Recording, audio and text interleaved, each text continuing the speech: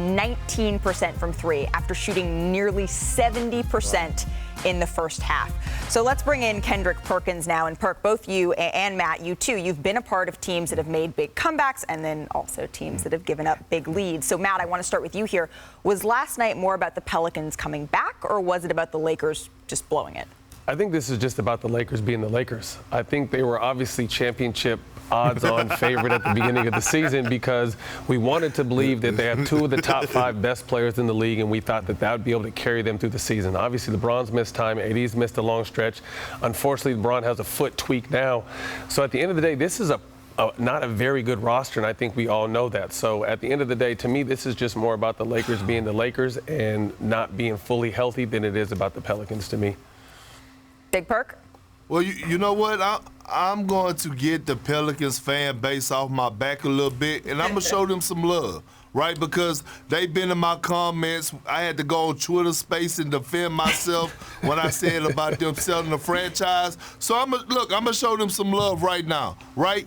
They have been playing inspiring, winning basketball, okay? And I know they're not a top 5 seed, but the way that they've been playing those young guys, you look at the undrafted guy out of Georgia Tech, Alvarado, I think that's his name is, and when you look at how they're playing, they're on a mission. Yeah, CJ McCollum has embraced it. He has become a true leader.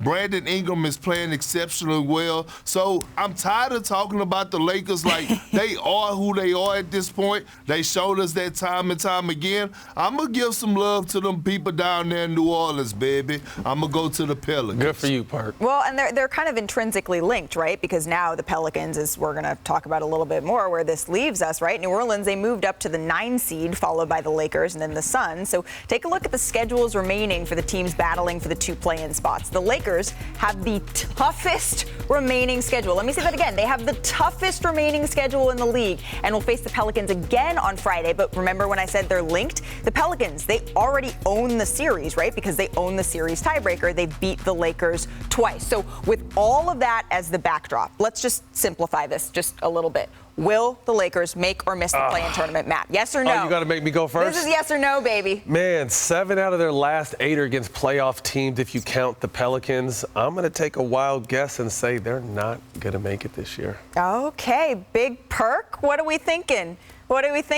Yes or no, Lakers? They're gonna miss it. They're gonna miss it. Look, the Spurs have an easy schedule. They play Portland twice. I'm betting my money on Greg Popovich and Murray right now. I don't have zero faith in the Los Angeles Lakers. Look, they were up almost 23 points last night. So I'm gonna go with the Spurs, and I think it's wise because LeBron is not fully healthy. Right. We don't know how long he's going to be out. I think they need to sit him down and just let the others rock out so they can see which guys they want to bring back next season. Ramona? I think they're going to miss it too. If you had asked me this a week ago, I would have said, no, they'll get in somehow. Right. But San Antonio's played really well this last week. They've closed the gap on them. And that strength of schedule is something. Because, look, that was a must-win game last night. Right. And they lost. Right. They were up by 23, and they lost. And they were playing inspired basketball in the first half. The Lakers' game plan the last 5-6 games, they've been pretty good. They just can't sustain that for 48 minutes. And some of that is lack of focus. Some of that is just personnel. But if you have a game on the road against New Orleans and you have to win and you can't, what does that tell you about the rest of the season? It tells you Trey Murphy III was El Fuego. And if you look at Vogel in the press conference, he just looks emotionally, physically just beat this season. I mean, he's taken a lot of the brunt of the success of this team. Hasn't had some on him, some on management, some on the players, but he just looks defeated already. So, unfortunately, again, with LeBron tweaking his ankle or his foot yesterday, the uncertainty of AD, and even if AD comes back, those kind of ankle injuries take a minute to get back in rhythm.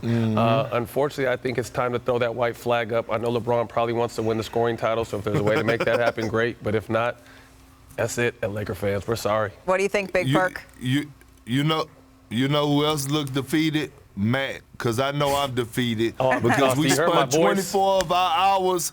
We spent 24 of our hours in the gym in Dallas coaching AAU basketball. Yep. Hey, we But both won, huh, brought, Matt B? yeah, we both won brought home those chips. championships. Yeah, we both held it down, man. G1 Yeah. and Perk's team, man, we held it down out there. So maybe the Lakers can learn a little something from the two of you. We might need to go coach them. That's Perk, let's go coach them next year, bro.